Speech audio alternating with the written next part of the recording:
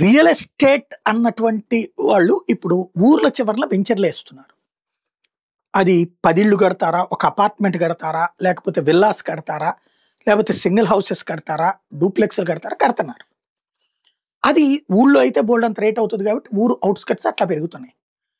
ఈ హైదరాబాద్‌లో problem same, ఆంధ్రాలో సేమ్ ప్రాబ్లమ్. ఏంటయ్యంటే అక్కడ ఎప్పటికి రోడ్‌లెయ్యరు ప్రభుత్వాలు. వాళ్ళ దగ్గర రిజిస్ట్రేషన్ ఛార్జీలు తీసుకుంటాం.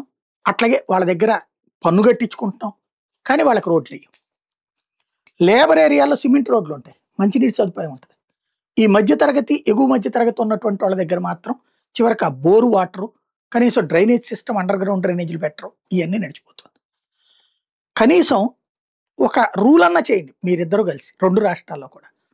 అక్కడ ఎవరైతే అపార్ట్మెంట్‌లో కడతారో ఆ రోడ్డు చివరిదాకా కూడా వేసే బాధ్యత అంటే మెయిన్ రోడ్డుకి కలిపేటటువంటి విధంగా రోడ్డేసే బాధ్యత కూడా ఆళ్ళకే అప్పచెప్పండి. ఆ డబ్బులు ఆ కస్టమర్ దగ్గరే తీసుకుంటారు. ఎందుకంటే ఆ తర్వాత ఆ మట్టి అట్టాగే ఉండిపోతుంది. అది కాస్త చివరికి గుంటలవుతది. ఆ తర్వాత బురదలో తిరగాల్సొస్తుంది.